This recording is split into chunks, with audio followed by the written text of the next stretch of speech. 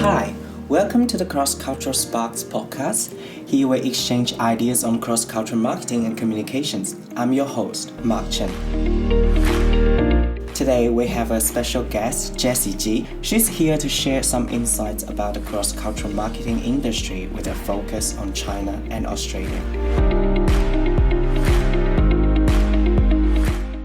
Thank you so much for joining me for the podcast today, Jessie. So before we start, would you please give us a brief introduction of yourself? First, thank you, Mark, for having me. And my name is Jessie, and I'm currently working in a Melbourne-based ad agency as a digital specialist. So my daily role is kind of focusing on a cross-cultural marketing because our clients are mostly based in Australia. And my job is helping them to target Australian living Chinese.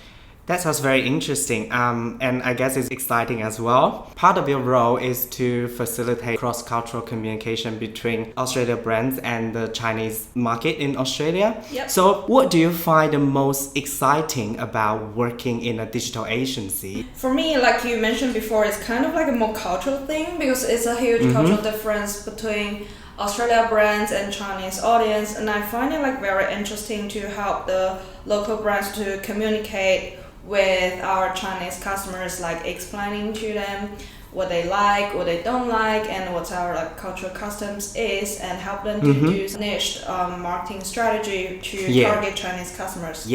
So as the bridge between cultures, what kind of strategies do you often use to help Australian brands? Yeah, that's a very great question because it's kind of like related to our day-to-day job. We kind of do a regular routine. We'll do the social listening to monitor what's the hit topic, what's the trendy thing on Chinese social media platforms, offer some recommendations and suggestions about issues we've noticed. I guess this is something that us as cross-cultural marketers should do because you have to know what kind of topics or things that Chinese customers are talking about in order to tailor your content and your strategy. So I guess my last question is, what is the number one tip that you would give to Aussie brands if they wish to untap the Chinese market? I would recommend the brands not to take everything as granted or not to presume anything because, like for example, like every Chinese New Year or Lunar New Year, all luxury brands will do something like Lunar New Year limited editions, this kind of thing, like specially designed for the Chinese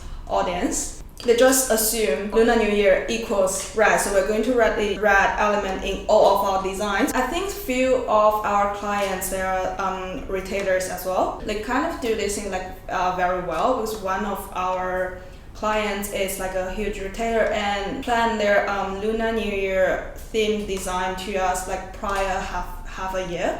Right. So they ask our team for recommendations and suggestions. They offer some visual plans like plan A and plan B. I think that show the respect and they show the efforts they're trying to make to actually please the customers to actually know them what they like and what they prefer. Right. I think that's a really interesting case. Brands need to make an effort and need to be patient at the same time as well. Thank you for Jessie today for your sharing and your insights towards this cross-cultural marketing industry in Australia. And thank you so much for listening to the podcast today. I hope you have some takeaway from this podcast.